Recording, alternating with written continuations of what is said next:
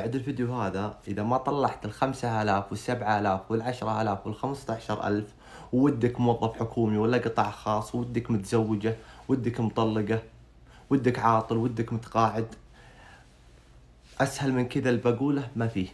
تطبيق حكومي، جايب لكم برنامج تطبيق حكومي يطلع لك دراهم وانت في بيتك تشتغل من باب بيتك طال عمرك وعلى فراشك. ها وش تبي أحلى من كذا؟ بس يا ذيب، انت كل ما اشتغلت أكثر كل ما طلعت أكثر. البرنامج هذا من اللي جايبه طال عمرك؟ وزارة العدل.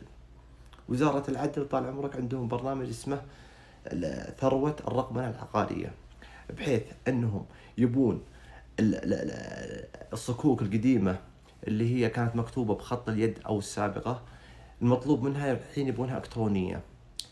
ففكرتهم انك انت يحطوا لك صورة فيها بعض الارقام او فيها مثلا اسماء مكتوبة بخط يد، المطلوب منك طال عمرك انك تكتبها كتابة، تحط ارسال ويلا، ويطلع لك صورة بعدها كتابة وارسال. كل شيء تكتبه عليه فلوس طال عمرك. 1000 حرف او رقم عليها 9 ريال، والحسابة بتحسب يا حبيبي. شفت هذا كم طلع؟ 92,000 ريال قدام عينك. شوف شوف شوف. والتطبيق موجود في جوالك اندرويد وايفون، تقدر تنزله وتبدأ طال عمرك. والشرط الوحيد بس واحد شرط بسيط، تعرفون وش هو؟ شهادة عمل حر، ادخال بيانات، وتقدر انك تصدر الرخصة. سهلة، اصدر رخصتي وبعدها انطلق يا الديب واشتغل، والله يرزقنا احنا وياكم. التطبيق اسمه رقمن، تقدرون تنزلونه من اب ستور. بعد ما تنزلون التطبيق طال عماركم، اول شيء بيطلب زي ما انتم شايفين اللي هو النفاذ الوطني، تدخلون من النفاذ الوطني.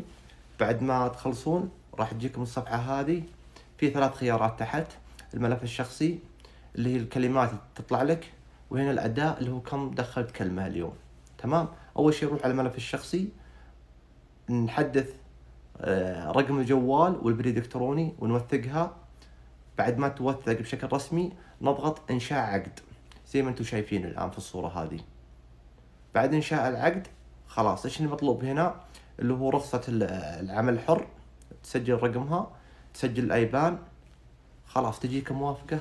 مبروك عليكم، الله يوفقكم، واشتغل طال عمرك بباب بيتك. أسهل من كذا ما فيه. واضرب واشتغلوا، والله يرزقنا احنا وياكم. واسألكم بالله ما تنسوني من الدعاء لي والوالديني وكل واحد شارككم هذا المقطع، والله يوفقكم.